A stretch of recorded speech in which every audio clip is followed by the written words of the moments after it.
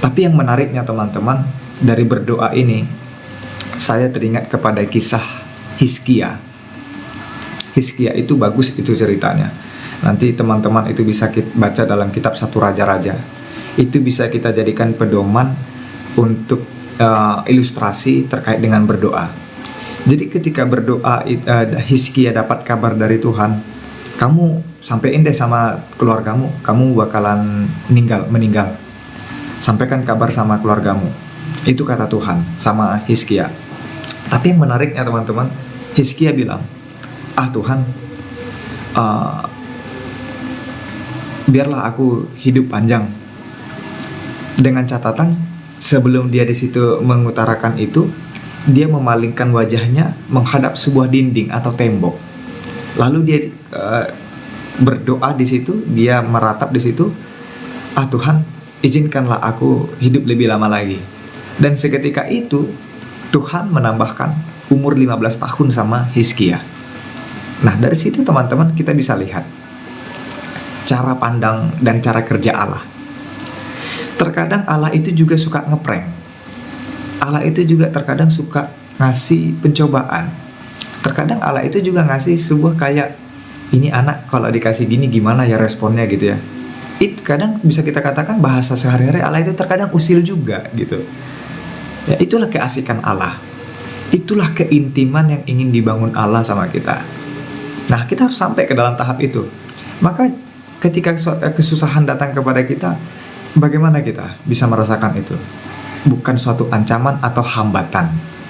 Tapi cara Hizkia tadi bisa kita lihat, dia berbalik ke tembok dan dia berdoa, dan ketika dia berdoa dia ditambahin umurnya.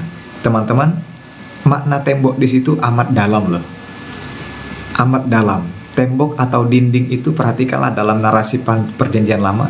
Narasi tentang tembok ada dikenal dengan tembok ratapan. Dan ketika perhatikan teman-teman, ketika yang mencela Yesus atau yang mengatain Yesus sebanyak 3 kali, mengkhianati Yesus sebanyak 3 kali, Simon Petrus setelah mengatakan itu ayam berkokok 3 kali, dia menghadap tembok juga loh. Maka ada apa dengan tembok ini? Ternyata dari hal itu kalau kita perhatikan, teknik berdoa dari para murid itu atau Hizkia tempo itu, dia berdoa tidak harus melipat tangan seperti ini, enggak. Tapi bisa kita katakan mungkin dia di sana itu berdoa meletakkan kepalanya ke tembok itu.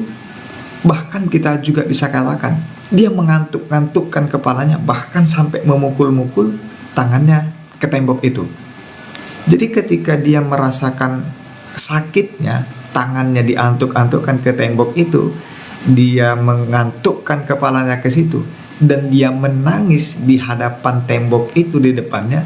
Dia kehilangan rasa gengsi, dia kehilangan rasa khawatir, dan dia bisa luapkan semua perasaannya di balik tembok, karena di depan tembok itu tidak ada siapa-siapa.